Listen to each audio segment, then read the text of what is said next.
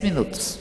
Muito obrigado, senhora presidente. Quero cumprimentar todos os senhores e as senhoras parlamentares que acompanham essa sessão, todos aqueles que nos assistem pela internet e pela TV Câmara, dizer que o que me traz aqui à tribuna essa tarde é um tema muito importante para o povo brasileiro e um tema muito importante para o povo do estado do Amapá. Nós ontem tivemos duas oportunidades de tratar desse tema, a bancada federal do Amapá. Nós tivemos uma reunião com o general Oswaldo Ferreira, presidente da Empresa Brasileira de Serviços Hospitalares, EBSER, e tivemos uma reunião com o governador do estado do Amapá, senhor Valdez Góes, que ele veio trazer os pleitos pedindo recursos para investimento de emendas parlamentares, tanto individuais como de bancada. Mas qual o contexto em que esse debate acontece no Brasil e, em particular, no estado do Amapá, um estado extremamente isolado, eu diria, separado do Brasil pelo rio Amazonas.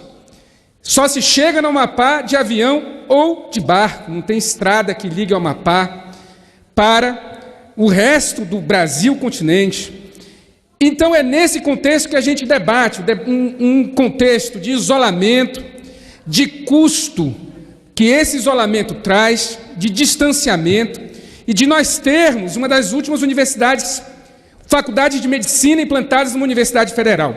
Logo, tanto quanto e muito mais do que no resto do Brasil, nós temos problemas de falta de recursos humanos, dificuldade de compras de medicamentos, insumos, equipamentos, tudo isso é mais difícil lá do Amapá. Vou dar um exemplo. Matéria do G1 desse ano, do início desse ano, diz o seguinte: de 12 leitos de UTI que existem no único hospital público da nossa capital, apenas 6 leitos estão funcionando. Nós temos na rede pública estadual, no hospital de emergência e no hospital de clínicas, 2 tomógrafos e um mamógrafo. Todos estão quebrados. E se agradeça quando o raio-x está funcionando. Então, não temos na rede pública ressonância magnética do Estado funcionando. Existem serviços particulares e o Estado é o maior cliente, não apenas da ressonância, como das tomografias, do mamógrafo, muitas vezes acionado judicialmente para fazê-lo.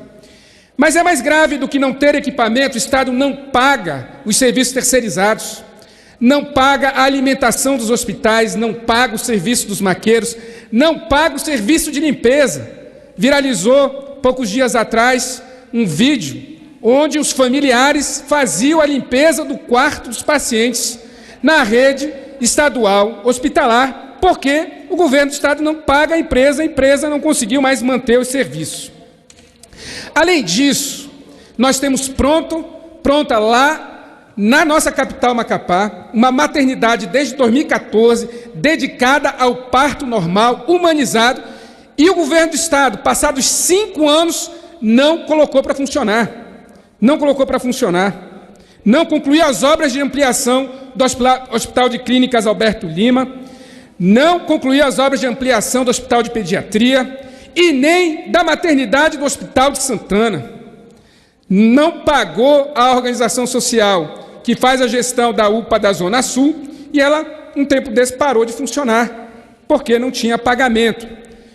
Além de tudo isso, não tem remédio, não tem materiais básicos nos hospitais, o que condena o nosso povo a um profundo sofrimento.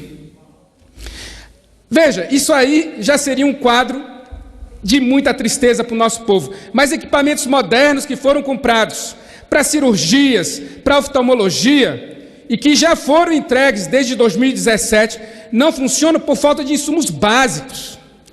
Esse é o quadro. E cirurgias de catarata, o nosso povo, principalmente idoso, está cego, porque as cirurgias de catarata, nem de caráter regular, muito menos em mutirão, são feitas. Nós temos mais de 7 mil idosos esperando essas cirurgias de catarata. Então, é nesse contexto que a gente reúne com o governador do estado, que não conclui as obras, que não bota os equipamentos para funcionar, que não faz concurso público para colocar servidores para trabalhar na nossa rede hospitalar, que nós vamos discutir saúde e que nós sentamos com o general Oswaldo Ferreira, presidente da Empresa Brasileira de Serviços Hospitalares. Eu gostaria de dizer que o quadro de desesperança apresentado pela falta de compromisso do governador do estado do Amapá e do seu governo é muito diferente do quadro que nós fomos debater com o general Ferreira da EBSER, fruto do trabalho da bancada federal. 3 senadores e 8 deputados federais da legislatura anterior se uniram e decidiram colocar 300 milhões de reais em recursos de bancada, emendas de bancada. Nós temos praticamente pronto um hospital universitário dos mais modernos do Brasil. É claro que esse cenário é um cenário que traz uma enorme esperança para o povo do Amapá, não apenas porque o tamanho dele é superlativo, é um hospital de 320 leitos, que tem 60 leitos de UTI. Vamos lá apenas lembrar o que eu acabei de falar no início desse meu pronunciamento, de 12 leitos de UTI.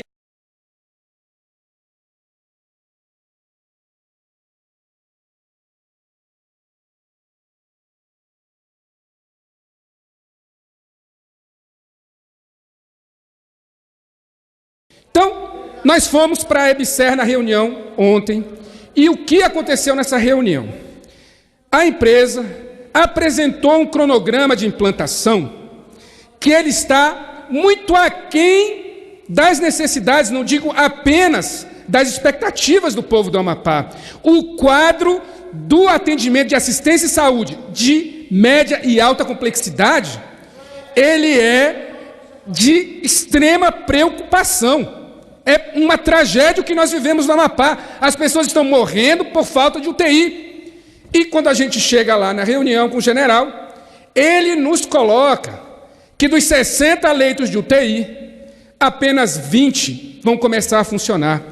Que os serviços que nós tanto esperamos que funcionem, para desafogar a rede estadual e ampliar os serviços, por exemplo, de medicina nuclear. Estamos falando dos tomógrafos que nós temos, mas estão quebrados e não funcionam há anos, do mamógrafo para poder celebrar e fazer política pública para as mulheres em saúde no combate ao câncer, da ressonância magnética, que é hoje oferecido pelo setor privado, a preços absurdos, quando não, o Estado é obrigado a adquirir através de decisões judiciais, que não interessa o preço, o Estado tem que pagar. Então, nesse quadro, o que foi oferecido para nós lá na EBSER foi insuficiente. A bancada fez o esforço, colocou o recurso, a obra está praticamente pronta e nós não vamos aceitar que esse hospital seja entregue sem que ele possa abordar minimamente as necessidades do povo do estado do Amapá. Nós queremos lá os serviços que estão previstos, que a bancada se comprometeu, colocou recurso, e que nós vamos lutar para que seja entregue. Entendemos, sim, as dificuldades que o Brasil vive, mas não vamos aceitar que o nosso estado do Amapá, que recebe pela primeira vez um grande investimento do governo federal, vou lembrar, nós somos um ex-território federal, a nossa existência como unidade autônoma foi definida para atender aos interesses da União. Foi lá Getúlio Vargas que criou o território federal do Amapá para viabilizar a exploração do manganês. A população cresceu de 9 mil habitantes em 1940 para mais de 800 mil e os investimentos não vieram. Então, senhor presidente, eu venho a essa tribuna para dizer que não adianta fazer apenas o discurso que eu estou fazendo aqui, não. A bancada tem que manter a união que conseguiu viabilizar essa construção, mas tem que trazer para a mesa o governo do Estado, porque o governo do Estado tem que prestar as informações, apresentar os protocolos de integração da rede estadual com a rede, com o hospital universitário, trazer os municípios para a mesa, a Universidade Federal e a empresa brasileira. Não vai ser apenas com o discurso que nós vamos mudar esse quadro. Então, a União, através da EBSER, o governador do estado tem uma enorme responsabilidade no sucesso desse projeto e eu conclamo a bancada federal do Amapá a manter a união, deixar a vaidade de lado. Esse não é um projeto que tem a pai dessa criança. Esse é um projeto que foi resultado, obrigado, senhor presidente, a senhora presidente, apenas para concluir. 3 senadores da bancada anterior e 8 deputados federais da bancada anterior são os grandes responsáveis por nós termos chegado tão longe. Agora é preciso fazer um concurso público para mais de 1.000 servidores trabalharem na EBSER, prestarem serviço no Amapá. Para cada servidor desse, nós teremos aí em torno de 3 terceirizados. A implantação desse hospital e nós vamos lutar para que nós tenhamos lá a hemodinâmica que é necessária, para que nós não estejamos pagando o hospital privado, que se diz sem fins lucrativos, mas não é, que recebe acima da tabela SUS para prestar esse serviço. Nós podemos prestar ele público dentro do SUS, a hemodiálise, a obstetrícia e a medicina nuclear. Nós queremos tudo, porque o povo do Amapá espera há muitos anos. Então, senhor presidente, eu peço a divulgação desse meu pronunciamento nos órgãos de comunicação da Casa e quero dizer que nós vamos estar juntos lutando. Mas o governador, senhor governador, se o senhor não tem capacidade de fazer a saúde do Estado funcionar, preste as informações corretamente para que o hospital universitário possa se planejar. Nós vamos fiscalizar, vamos cobrar e vamos lutar para que esse hospital seja entregue com média alta complexidade por inteiro e não do jeito que estão querendo fazer, apenas pela metade. Muito obrigado.